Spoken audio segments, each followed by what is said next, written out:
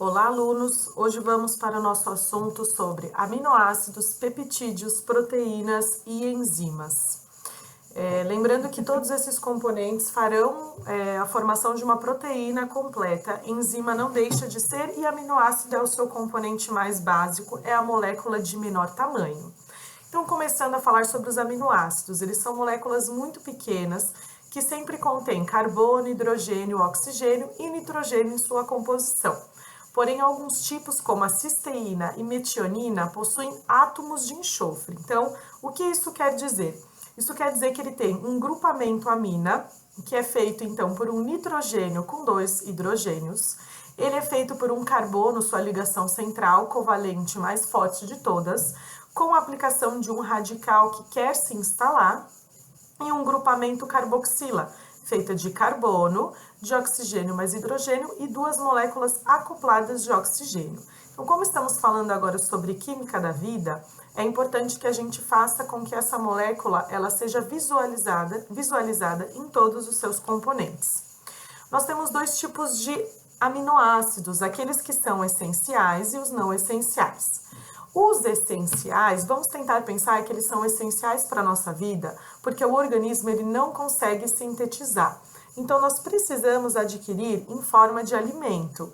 São os alimentos proteicos do qual nós comemos. Vocês podem observar os demais nomes que farão um pouco mais de sentido para frente.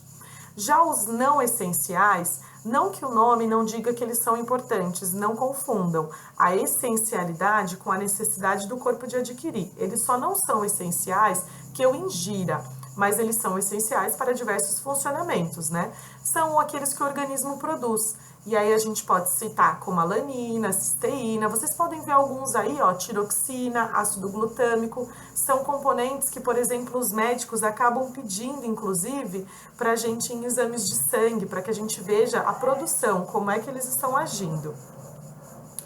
A gente tem que adquirir ele através de alguns alimentos. Nós temos um exemplo aqui, que é o BCAA, que é um dos componentes que as pessoas utilizam muito como suplemento.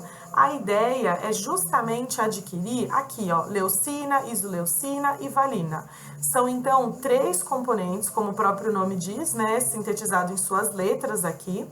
E aí, o objetivo desses aminoácidos é que eles possam complementar diversas funcionalidades do organismo. Eles determinam boa parte do nosso metabolismo. Por isso que a ingestão desse tipo de suplemento aumenta vários aspectos. E esses 3, eles são diretamente ligados ao reflexo do metabolismo das nossas células musculares e principalmente sobre as sínteses proteicas que serão refeitas. Antes de falar das proteínas propriamente ditas, é importante que a gente se lembre aqui em cima dessas composições de aminoácido e os peptídeos ligarão o meio e unirão os aminoácidos. Para ocorrer a formação de uma proteína, então, é importante que a gente tenha uma ligação peptídica. Aquele grupo carboxila, ele vai se ligar ao grupamento de OH e ao grupamento de amina de outro aminoácido que, por sua conta, perde o hidrogênio. Quando ele perde o hidrogênio, ele perde junto com uma molécula de oxigênio. E quando a gente tem essa formação, a gente está falando, então, de uma H2O.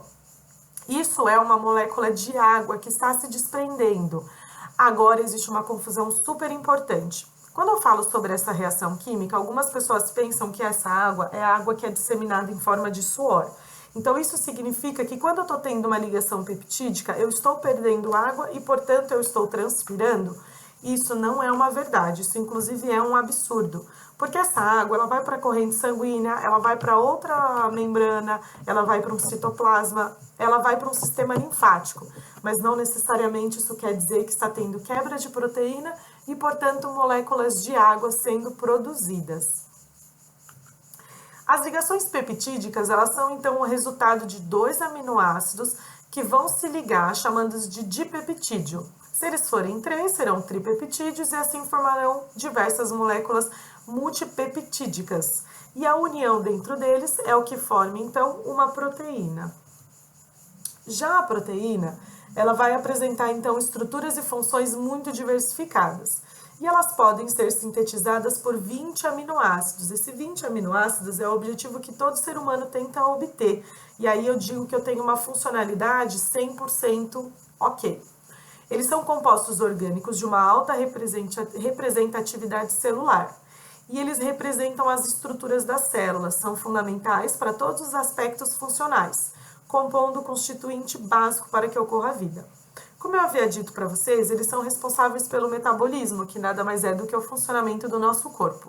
Então, as proteínas, elas são as estruturas que nos formam, que formam os nossos músculos, os nossos órgãos, a nossa pele, o nosso cabelo, todos os tecidos que nós temos no nosso corpo. Então, só para relembrar, os aminoácidos, eles são os menores componentes químicos que, a partir das suas ligações entre um aminoácido e outro por uma ligação peptídica, formam, enfim, uma proteína. E as proteínas unidas vão formando os tecidos e as funcionalidades. Vocês vão perceber que elas não são só responsáveis por formar um tecido, mas por desempenhar papéis muito importantes. Então, elas participam da estrutura do tecido, elas atuam na produção de hormônios do nosso organismo e participam da forma como antígeno e anticorpo. Eu coloquei essas três para vocês perceberem como existem três estruturas diferenciadas que uma proteína executa. Então, quando a gente fala uma proteína, a gente pensa que a gente está comendo lá, né, a nossa carne, um frango, etc e tal, de origem animal. Mas existem muito mais fontes de proteína do que isso. E quando a gente ingere, elas têm as suas especificidades, o que determina, então, se ela vai para uma estrutura ou se ela vai virar um hormônio. Então, não é só comer um determinado tipo. Existem tipos diferentes e importantes, que eu já havia falado para vocês ali, na questão dos aminoácidos, para executarem funções completamente divergentes umas das outras. Então, eu tenho tipos de proteínas diferentes. Eu tenho aqueles que são, por exemplo, arredondadas ou até formados elípticos. Elas são os componentes de albumina, que é aquele que a gente encontra nos ovos, na clara do ovo principalmente. Importantíssimo para a reconstrução muscular. Nós também temos outras que são fibrosas, né? Que as cadeias elas se enrolam, ficam torcidas, elas parecem uma corda. E aí a gente está falando então da queratina, que forma a unha, o cabelo e alguns componentes da pele. Na prática, então, é preciso lembrar que a proteína ela tem uma importância gigantesca. Enquanto carboidratos, eles são fontes de energia para que a gente desempenhe funções, as proteínas elas são mais do que só fontes de energia. Elas são formações importantes que vão desde a formação dos nossos tecidos, a algumas funções, ao nosso humor, como por exemplo, os hormônios, a nossa imunidade, como havia mencionado anteriormente. Então, é uma importância gigantesca. Pensando nisso, pessoas que gostam, então, de cuidar do seu corpo, da sua beleza, da sua saúde, pretendem ingerir proteínas até em excesso. O problema dessas proteínas em excesso é que o fígado, ela vai converter isso para moléculas que não são úteis. E aí vai acontecer um processo chamado desaminação. Essa desaminação é quando o fígado transforma todos os aminoácidos em ureia. Isso vai para a corrente sanguínea, isso vai e finaliza nas nossas urinas. Quando acontece isso em excesso, ela é excretada pelo rim e ela coloca o rim, na verdade, numa sobrecarga. Então, isso já é mencionado, vocês sabem que a proteína em excesso vai causar uma sobrecarga no rim, mas é por conta deste efeito, dessa desaminação e essa sobrecarga que o fígado vai produzir muita ureia, e aí o rim ele vai filtrar essa ureia em excesso, o que vai gerar, então, uma perda.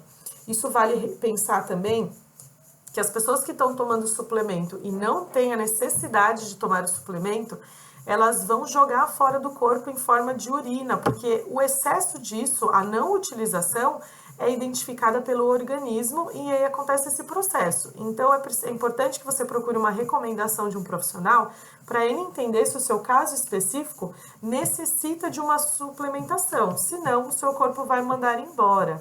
E suplementos, eles são muito caros. Já as enzimas, elas são proteínas. A diferença da especificidade dela é que ela é chamada de catalisador orgânico. O catalisador, o nome, não precisa pensar em corpo agora, mas todo catalisador, isso existe no carro também, ele serve para acelerar, aumentar a velocidade de algum processo. O orgânico, então, ele aumenta a velocidade do nosso processo biológico. Ele funciona com condições suaves de temperatura e pH determinado. Lembram que na nossa aula passada a gente conversou sobre o pH e a importância dele? Aqui está na prática, então, a importância dele. Se a gente não tiver a temperatura ideal e o pH ideal, as enzimas, elas não catalisam, elas não realizam reações químicas em soluções aquosas e no final elas não se permanecem intactas também. Então, quando a pessoa está num estado de febre, é importante que a febre baixe para as enzimas voltarem a realizar as suas funções biológicas normais. E aí, como eu falei, ela tem um alto grau de especificidade, porque ela tem configurações muito bem definidas e ela vai se ligar facilmente a um outro reagente, a um outro substrato. Vamos pensar assim que as enzimas, elas são chaves específicas para abrir as fechaduras ideais. Não é possível, com uma mesma chave, abrir diversas fechaduras, ela é muito específica, exatamente como acontece com as enzimas.